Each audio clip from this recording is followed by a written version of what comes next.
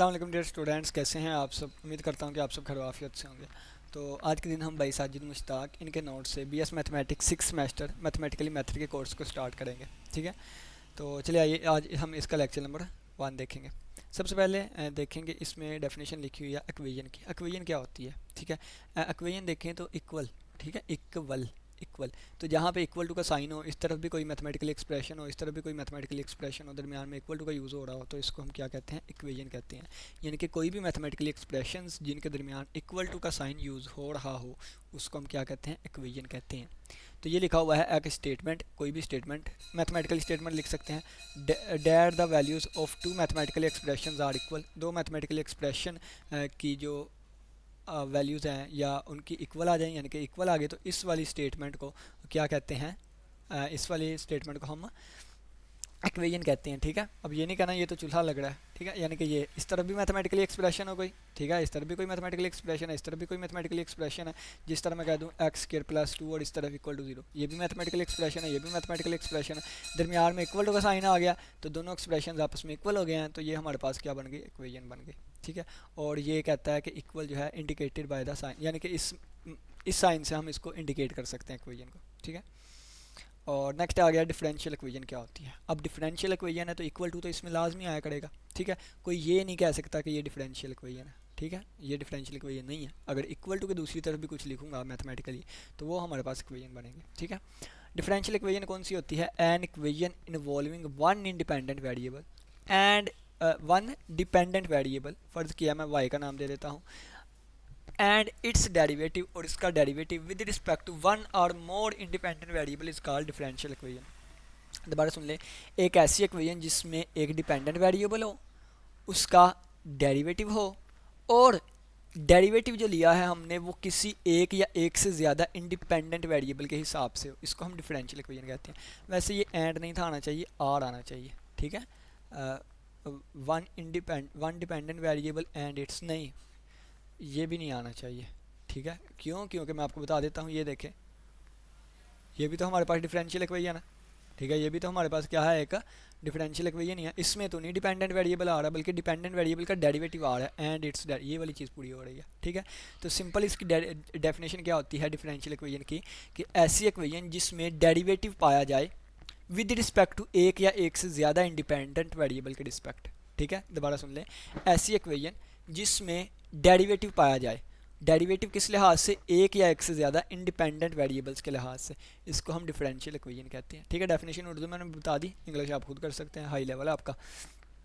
Examples आ गई, ये देखें, ये y का derivative with respect to x, और ये y वैसे ही आ गया इक्वल टू साइन x। ठीक है, ये डिफरेंशियल इक्वेशन है। इसमें y का डेरिवेटिव आ गया, डिफरेंशियल इक्वेशन है, डेरिवेटिव आ गया, डिफरेंशियल इक्वेशन है। ठीक है, अब ये देखें, अब z का डेरिवेटिव दो वेरिएबल्स के हिसाब से आ गया, ये भी डिफरेंशियल इक्वेशन है। ठीक है, ये भी डिफरेंशियल इक्वेशन है। u का derivative with respect to 3 independent variable के हिसाब से आया, और अगर एक इंडिपेंडेंट वेरिएबल के हिसाब से हो तो उसको हम ऑर्डिनरी डेरिवेटिव कहते हैं, उसको हम ऑर्डिनरी डेरिवेटिव कहते हैं। जैसे एग्जांपल के तौर पे मैं कहूँ d y over d x, y का डेरिवेटिव एक्स के हिसाब से। लेकिन अगर एक से ज़्यादा इंडिपेंडेंट वेरिएबल के हिसाब से हो, उसको पार्शियल डेरिवेटिव कहते हैं। जैसे और उसको करली से ज़ाहिर करते हैं, करली वाई ओवर करली एक्स हो गया, और करली वाई ओवर करली जी हो गया। यहाँ पे वाई का डेरिवेटिव एक्स के हिसाब से भी है और जी के हिसाब से भी है। तो ये हमारे पास पार्शियल डेरिवेटिव के हिसाब से आ रहे हैं, और ये हमारे पास ऑर्डिनरी डेरिवेटिव के हिसाब से आ रहे हैं। ठीक है, तो है ऊपर वाली भी डिफरेंशियल इक्वेशन, नीचे वाली भी डिफरेंशियल इक्वेशन। डिफरेंशियल इक्वेशन की निशानी क्या है? कि उसमें डेरिवेटिव पाया जाए। ठीक है, वो पार्शियल भी हो सकता है, वो ऑर्डिनरी भी हो सकता है। अब इस हिसाब से ना हमारे पास दो टाइप्स आ जाती है डिफरेंशियल इक्वेशंस की।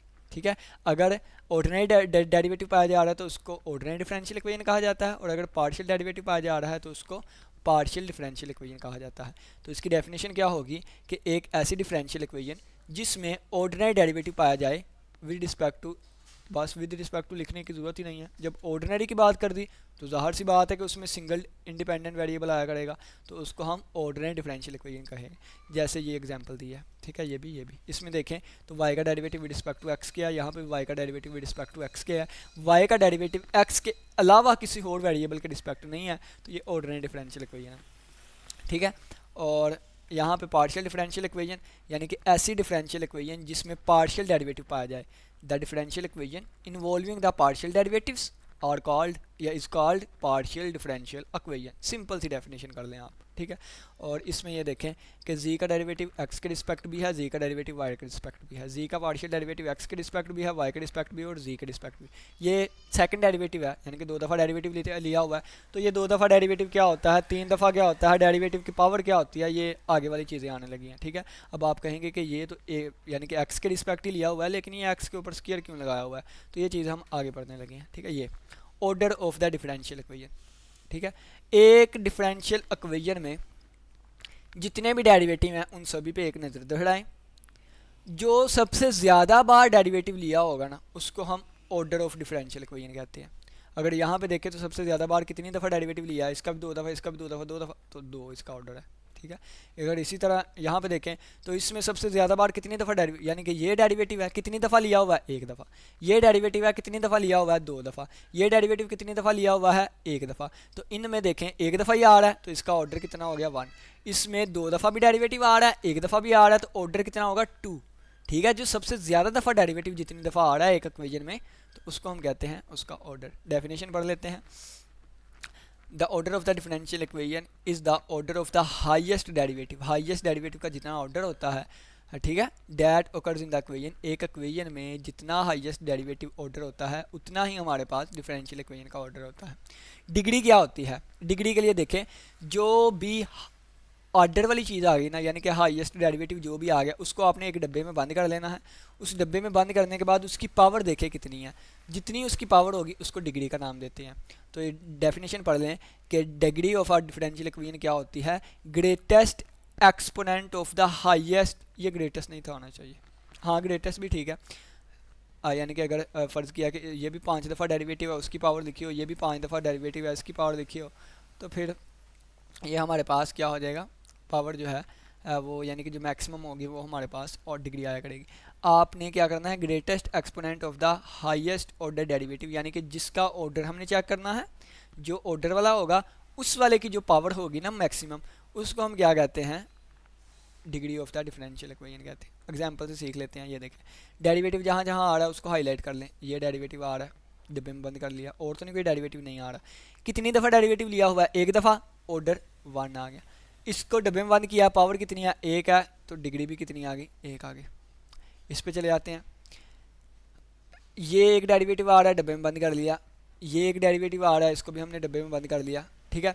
अब ये देखें, ये 1 दफ़ा डेरिवेटिव लिया हुआ है, यहाँ पे 2 दफ़ा डेरिवेटिव लिया हुआ है, तो यानी कि ऑर्डर कितना आ गया, 2। अब जिसका ऑर्डर हमने चेक करना है उसकी पावर कितनी है, उसकी पावर 1 है, तो डिग्री हमारे पास 1 आएगी, ठीक है। इस तरह हम ये चीज़ चेक करते हैं। नेक्स्ट, इंडिपेंडेंट वेरिएबल क्या होता है, तो the variable to which value is assigned, ऐसा वेरिएबल जिसको वैल्यू असाइन की जाती है उसको इंडिपेंडेंट वेरिएबल कहते हैं। और ऐसा variable whose value is to be obtain, जिसकी वैल्यू हासिल की जाती है उसको डिपेंडेंट वेरिएबल कहते हैं, ठीक है। आप यहाँ पे इसकी ये भी डेफिनेशन कर सकते हैं कि ऐसा वेरिएबल जिसकी वैल्यू किसी पे भी डिपेंड नहीं करती है, अपनी मर्ज़ी से जो मर्ज़ी पुट कर सकते हैं, बस फंक्शन अनडिफाइन ना हो, उसको हम कहते हैं इंडिपेंडेंट वेरिएबल, ठीक है। और ऐसा वेरिएबल जिसकी वैल्यू हमें हासिल होती है या जिसकी वैल्यू आती है इंडिपेंडेंट वेरिएबल की वैल्यू पुट करने के बाद, ठीक है। The variable whose values can be obtained after putting the value of independent variable. Independent variable की वैल्यू पुट करने के बाद जो जिस वेरिएबल की वैल्यू आती होती है उसको हम डिपेंडेंट वेरिएबल कहते हैं। और dependent variable depends upon independent variable, ठीक है। तो ये हमारे पास एक इक्वेशन दी गई है, y equal to x square plus 2x। तो x की वैल्यूज़ नहीं डिपेंड करती किसी पे भी, जो मर्ज़ी हम पुट कर सकते हैं, बस फंक्शन डिफाइंड है, तो ये इंडिपेंडेंट वेरिएबल हो गया। और y का आंसर तब आएगा जब हम x की वैल्यूज़ पुट करेंगे, तो ये डिपेंडेंट वेरिएबल हो गया। आप इसको इस तरह भी कर सकते हैं, यानी कि अगर हम इसको x में कन्वर्ट करना चाहें, कि अगर मैं कहूँ तो बल्कि ये है हमारे पास आगे, ठीक है। लीनियर डिफरेंशियल इक्वेशन क्या होती है, लीनियर नाम से ही पता है कि लीनियर पावर 1 होती है, ठीक है, 5। तो आपने क्या करना है, कंबाइनरी y और y का derivative, y and its derivative जितना मर्जी हो, 2 दफ़ा हो, 3 दफ़ा हो, जितनी दफ़ा y और इसके डेरिवेटिव वाले की जो पावर है वो 1 होनी चाहिए, ठीक है। उसको हम क्या कहते हैं, लीनियर डिफरेंशियल इक्वेशन कहते हैं। डिग्री जो है वो कितनी होनी चाहिए, 1 होनी चाहिए। अगर मैं लिखूँ y dy ओवर dx, इसकी डिग्री कितनी है, 2 है, एक डिग्री इसकी एक इसकी 2 बन जाएगी, ठीक है। तो इसकी डिग्री कितनी है, इसकी डिग्री हम एज ए 2 लेके चलेंगे, डिग्री इन पावर कह लें, ठीक है, क्योंकि डिफरेंशियल इक्वेशन की वो फिर पावर कह लें, पावर या एक्सपोनेंट कह लें, कितना आ गया हमारे पास 2 आ गया, ठीक है, इसकी पावर 2 है।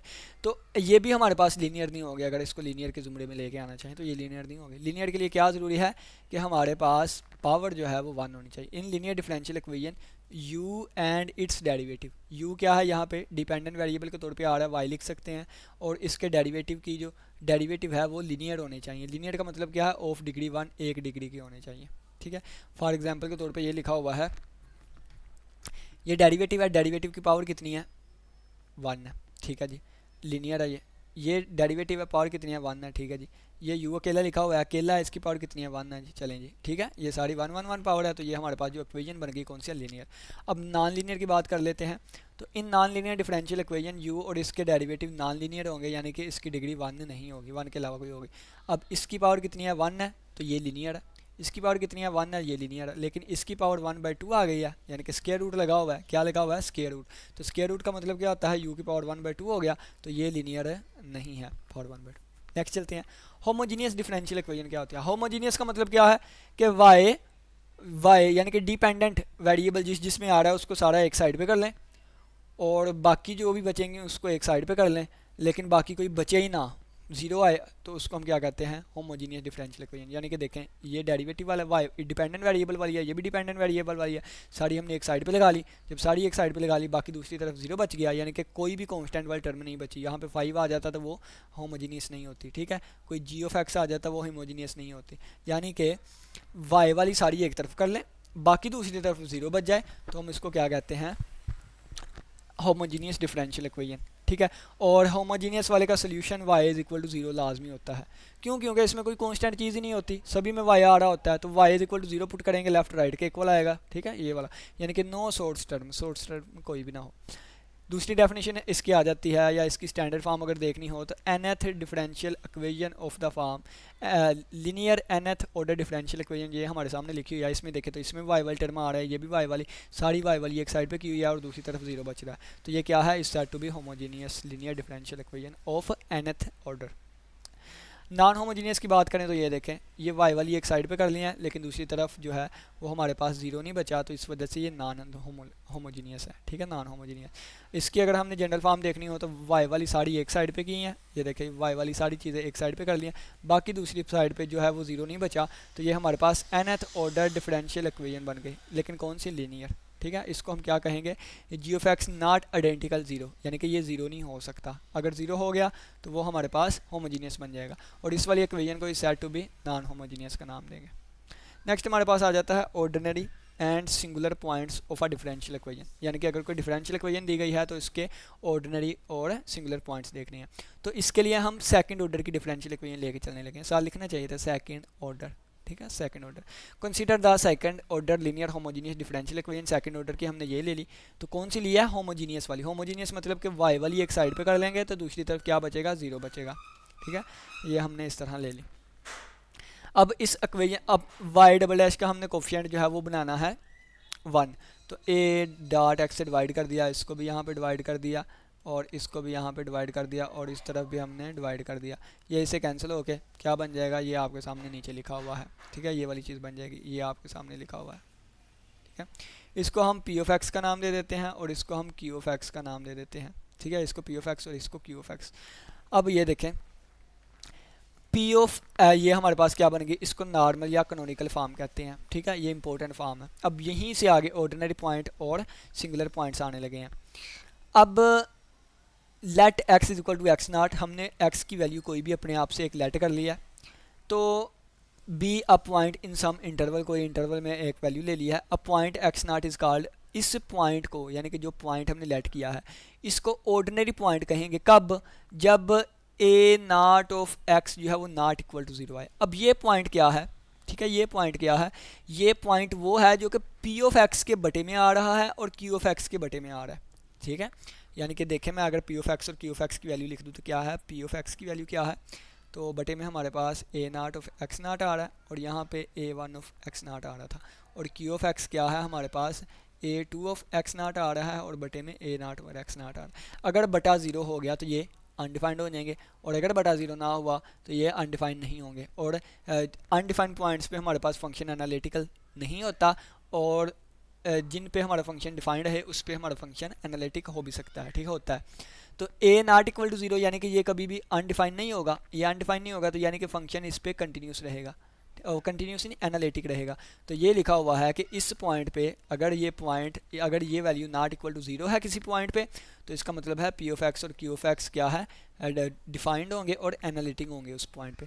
एनालिटिक है तो इसको ऑर्डिनरी पॉइंट कहेंगे, ठीक है, इस कॉल्ड अ रेगुलर पॉइंट, और एन ऑर्डिनरी पॉइंट को रेगुलर पॉइंट भी कहते हैं, ठीक है, उस डिफरेंशियल इक्वेशन का।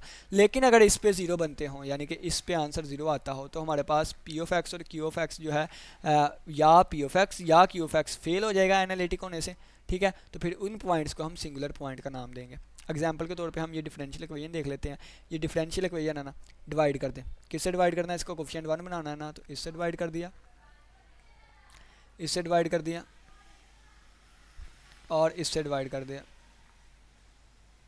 ठीक है। ये इससे कैंसिल हो गई, ये तो 1 बन गया। अब ये देखें, ये पी ऑफ एक्स की कीमत आ गई, ये हमारे पास क्यू ऑफ एक्स की कीमत आ गई। अब बटा क्या आ रहा है, बटा ये आ रहा है, ठीक है, ये बटा आ रहा है। अब किन पॉइंट्स पे जीरो हो रहा है वो हम पॉइंट चेक कर लेते हैं। ये कब जीरो बनेगा, जब एक्स की वैल्यू या जीरो हो गई या मैं 2 भी पुट कर दूँ, 2 माइनस 2 जीरो, ठीक है। तो x is equal to zero और x इज इक्वल टू 2 पे ये जीरो बन रहा है, यानी कि इन पॉइंट्स पे ये फंक्शन अनडिफाइन हो रहे हैं, यानी कि इन पॉइंट्स पे ये फंक्शन एनालिटिक नहीं होंगे। तो ये पॉइंट कौन से हो गए, सिंगुलर हो गए, सिंगुलर। और अगर मैं रियल नंबर में से ये दो पॉइंट्स निकाल दूँ 0 और 2, तो बाकी जो भी पॉइंट्स बचेंगे वो हमारे पास क्या होंगे, ऑर्डिनरी होंगे, ठीक है। यानी कि 0 और 2 के अलावा जो भी रियल नंबर के पॉइंट है वो ऑर्डिनरी आ गए। ये सारा एक्सप्लेन किया हुआ है सामने कि x इज इक्वल टू 0 और x इज इक्वल टू 2 जो है ऑल अदर, ये हमारे पास क्या है आर, इस पे फंक्शन हमारा नॉट एनालिटिक है, और ये हमारे पास क्या होंगे, आर द सिंगुलर पॉइंट होंगे, x इज इक्वल टू 0 और x इज इक्वल टू 2, और इसके अलावा ऑल अदर रियल नंबर 0 और 2 के अलावा वो हमारे पास ऑर्डिनरी या रेगुलर पॉइंट्स होंगे इस इक्वेशन के, ठीक है। तो नेक्स्ट हमारे पास लेक्चर नंबर 2 आएगा जिसमें हम स्टर्म लियोविल्ले इक्वेशंस यानी कि एसएल इक्वेशन को डिस्कस करेंगे। तो आज के लेक्चर में इतना ही, उम्मीद करता हूँ कि आज के लेक्चर की समझ आई होगी। तो हमने डिफरेंशियल इक्वेशन का बहुत सारा बेसिक जो है थोड़ा ओवरव्यू के तौर पर सारा देखा। किसी बच्चे का कोई भी क्वेश्चन हो तो लाजमी पूछिएगा। इसी के साथ इजाज़त दें, अपना बहुत सा ख्याल रखिएगा। अल्लाह हाफिज़, अल्लाह निगहबान। इंशाल्लाह मिलते हैं फिर अगले लेक्चर में।